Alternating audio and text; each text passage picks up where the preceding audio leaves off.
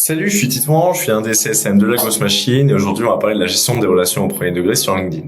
La Ghost Machine peut travailler avec n'importe quel type de degré de connexion, c'est pourquoi notre constructeur de séquences est l'un des plus puissants qui soit. Cependant, on va agir différemment lorsqu'on va utiliser ajouter un contact sur LinkedIn et on va avoir deux cas spécifiques. Donc du coup, au niveau de l'ajout de contact, si tu as déjà une connexion en attente, LGM la détectera et on va attendre en conséquence le délai prévu, donc ici ce sera 4 jours. Si tu es déjà connecté avec le lead sur LinkedIn, on le détectera automatiquement aussi et dans ce cas-là, on passera au prochain message planifié, donc dans ce cas-là, ce sera ici. Pas d'inquiétude donc du coup, la logique fera en sorte que ça fonctionne par défaut. Cependant, ça va générer quelques erreurs en fonction de ton copywriting, notamment dans deux cas précis. Par exemple, si ta demande de connexion inclut une note, la dite note du coup ne va pas être envoyée puisque tu es déjà connecté avec le lead. Du coup, si ton message après avoir été accepté mentionne l'acceptation de la note et du coup quelque chose comme suivi de ma demande de connexion ou merci d'avoir accepté mon invitation, ça va générer un problème comme tu peux le voir ici.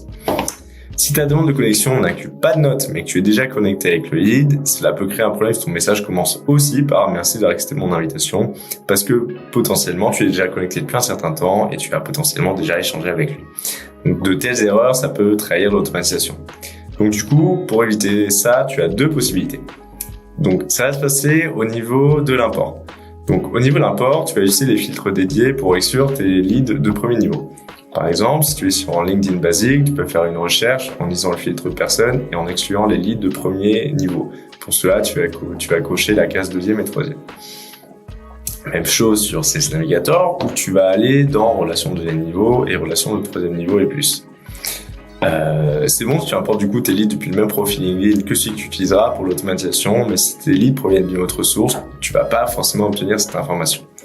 Du coup, la deuxième approche, ça va nécessiter ce qu'on appelle les séquences custom. Les séquences custom, c'est ce qui permet de personnaliser les séquences et les templates que l'on met à ta disposition et donc d'avoir accès à des blocs comme par exemple le bloc is the contact qui nous intéresse particulièrement dans le cas ici. Ici, si le lead est une relation sur LinkedIn, on va le détecter et donc du coup, tu vas écrire un message spécifique avec un copywriting adapté.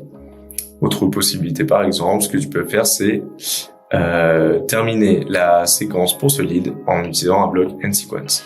Et à la fin, du coup, ta séquence pourrait ressembler par exemple à ça.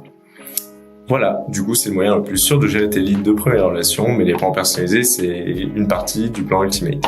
Voilà, donc tu sais tout sur la façon de gérer tes leads dans la Ghost Machine, et j'espère que cette vidéo t'aura plu, et n'hésite pas à regarder les autres que l'on te propose pour améliorer ta compréhension de la Ghost Machine.